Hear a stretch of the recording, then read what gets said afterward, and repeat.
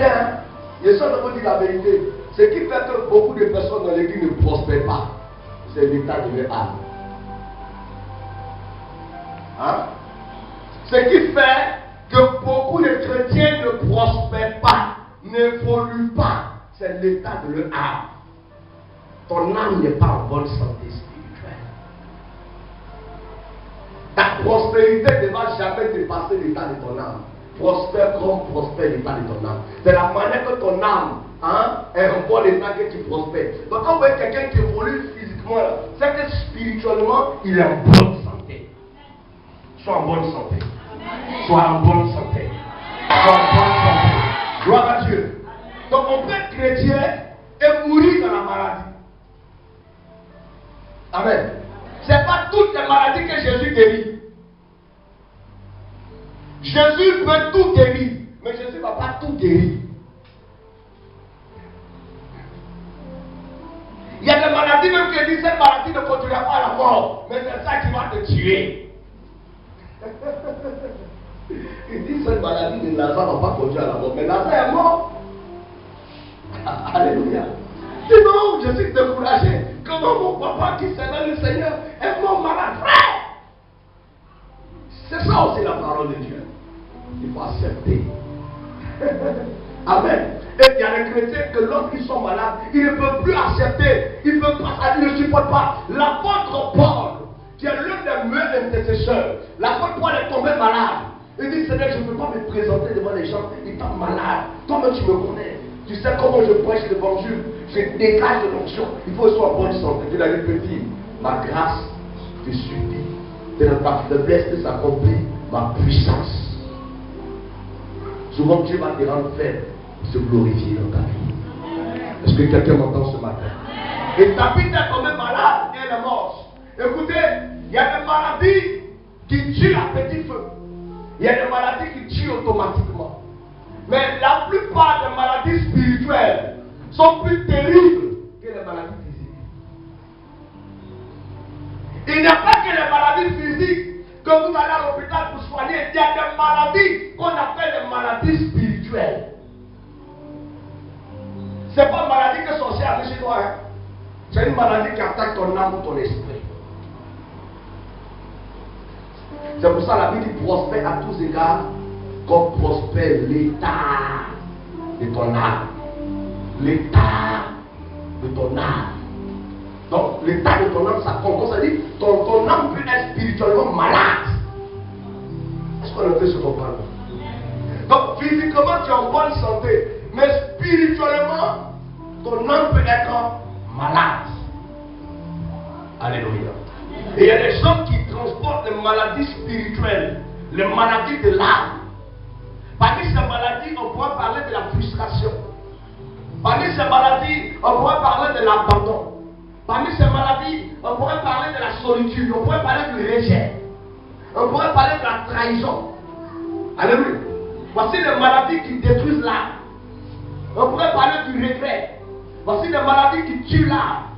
S'il y a le regret dans ton cœur, si tu te sens trahi, tu te sens abandonné, tu te sens seul, frère, quelle que soit ta force, tu ne pourras pas continuer. Beaucoup de personnes ont été trahies. Beaucoup de personnes se sont brisées dans leur amour propre. Beaucoup de personnes regrettent. Frère, écoute-moi bien. Je te parle ce matin de maladies spirituelles. La jalousie aussi, c'est une maladie spirituelle. L'orgueil est la plus grande maladie spirituelle qui existe. L'orgueil. L'idolâtrie est aussi une maladie spirituelle. Tu es chrétien, mais tu ne laisses pas les marabouts et les féticheurs. Ça, c'est que tu es malade.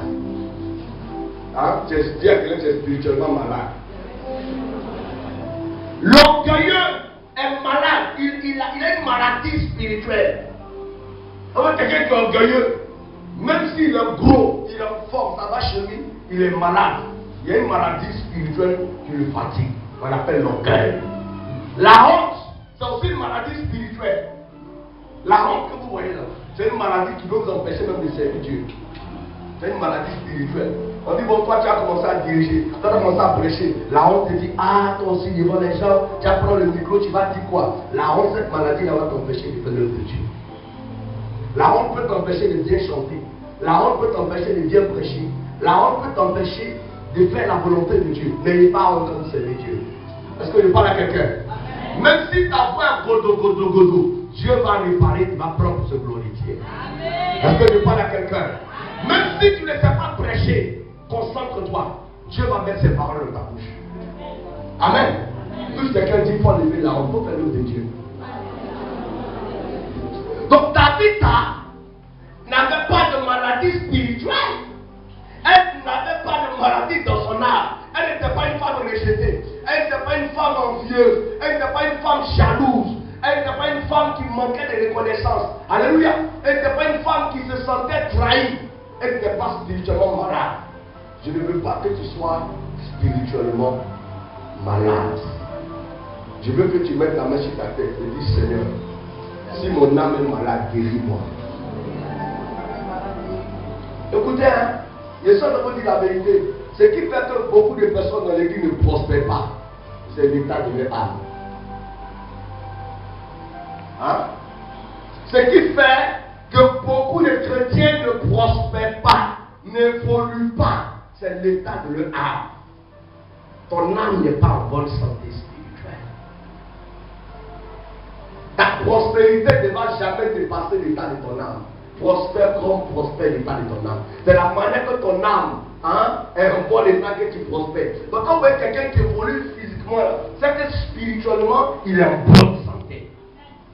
Sois en bonne santé. Sois en bonne santé. Sois en bonne santé. Alléluia.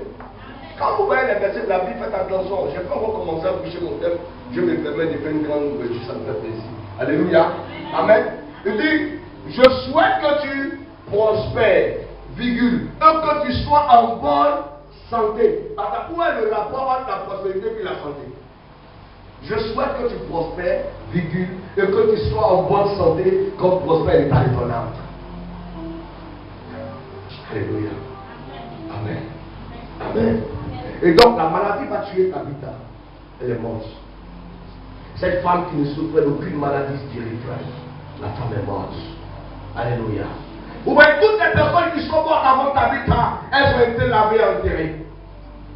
Toutes les personnes qui sont mortes dans l'église, on a lavé leur corps, leur cadavre. Alléluia. Et on est allé les enterrer. Mais lorsqu'il s'agit, alléluia, de Tabitha, lorsqu'on dit que Tabitha est morte, on dit on va la laver, mais on ne va pas l'enterrer. On va la laver, mais on ne va pas l'enterrer. Pour certaines raisons. Eux-mêmes, ils savent qu'ils ne peuvent pas garder un cadavre pendant plus de 3 jours, 4 jours. Ça va commencer à sentir dans la maison. Mais ils disent ce cadavre-là, c'est un bon cadavre. On ne va pas l'enterrer. Vous savez, si la bonne n'existait pas, c'était bon, mais ce n'était pas bon. C'était bon si la mort n'existait pas parce que tu allais voir ton arrière-grand-père, les hommes, le monde serait peuplé, serait devenu. Mais c'est bon parce que il y a des gens qui méritent de mourir. Oui, il y a des gens qui méritent de mourir. Les gens qui refusent de te voir réussir vont disparaître. Les gens qui refusent de te voir enfanter vont disparaître. Les gens qui t'empêchent d'être heureux doivent disparaître. C'est clair. Lorsque Goliath a commencé à déranger le peuple d'Israël, ta vie petit, tu mérites la mort. Non, toi tu vas mourir parce que tu nous empêches de nous en sortir. Le Fils de Dieu, c'est la mort qui est bonne pour toi. Quand tu as trahi Jésus, on dit c'est la mort qui est bonne pour toi. Il allait se pendre, il est mort. Alléluia. La Bible dit que lorsque Osias est mort, c'est là que Esaïe a vu Dieu assis sur le trône élevé. Donc si Osias ne mourait pas, Esaïe n'allait pas voir la gloire de Dieu. Donc il y a des gens qui sont dans ta vie, desquels tu es obligé de te séparer. Il y a des gens quand tu dois te séparer d'eux. Si tu veux réussir, tu dois te séparer d'eux. Si tu veux te marier, tu dois te séparer d'eux. Si tu veux voyager, tu dois te séparer d'eux. Si tu veux construire, tu dois te séparer d'eux. Si tu veux évoluer, tu dois aussi te séparer d'eux. Mais la vérité, c'est qu'on ne peut pas se séparer de tout le monde. Et c'est là l'épine de mon message. Tabitha ne devait pas mourir. Parce que Tabitha fait partie des gens de qui on ne doit pas se séparer. Frère, vous ne devez pas vous séparer de tout le monde. Parce que la solitude est une malédiction. Même le diable refuse d'être seul. Il s'est débrouillé, il a pris un groupe des anges. Il s'est débrouillé, il veut partir à l'enfer, les gens, frère. Le diable ne veut pas partir seul. Toi, tu commences, et puis tu es sûr que tu peux réussir seul. Personne ne peut réussir seul. Est-ce que je parle à quelqu'un? Personne ne peut réussir seul. Dis à quelqu'un, personne ne peut réussir seul. Alléluia. Mais je veux vous dire la vérité. Soyez forts comme vous voulez être. Il y a des gens que si vous perdez dans votre vie, vous perdez tout. Il y a des gens que si vous vous séparez d'eux, votre vie s'arrête. Frère, Tabitha était le type de personne là. On dit cette femme elle est morte. Mais si l'église accepte de se séparer de l'esprit de Tabitha, l'église va se casser. Si on accepte d'enterrer Tabitha, l'œuvre de Dieu va s'arrêter. Parce que qui va soutenir l'œuvre? Qui va appuyer le travail? Qui va encourager les apôtres? Tabitha ne doit pas mourir comme ça. Est-ce que je parle à quelqu'un? Donc dis oh, moi je m'en fous, tu n'es rien pour moi. De toute la manière, je peux dire sans toi. Tu n'es personne dans ma vie. Écoute, tu peux dire à tous ceux que tu veux dire ça. Mais il y a des gens que si tu laisses, les malheurs vont commencer à te suivre. Si tu veux le croire pas, l'année prochaine tu vas comprendre. Il y a des gens que si vous arrêtez de marcher avec eux, le miracle arrête aussi de vous visiter. La gloire aussi arrête de vous visiter. La personne aussi arrête de vous visiter. Vous pouvez faire ce que vous voulez, pas tant que vous voulez. Mais Dieu va te dire retourne. Parce que tu as laissé ta tête de connexion. Il y a des gens qu'on ne doit pas payer dans ta vie. Est-ce que je suis en train de parler? Alléluia.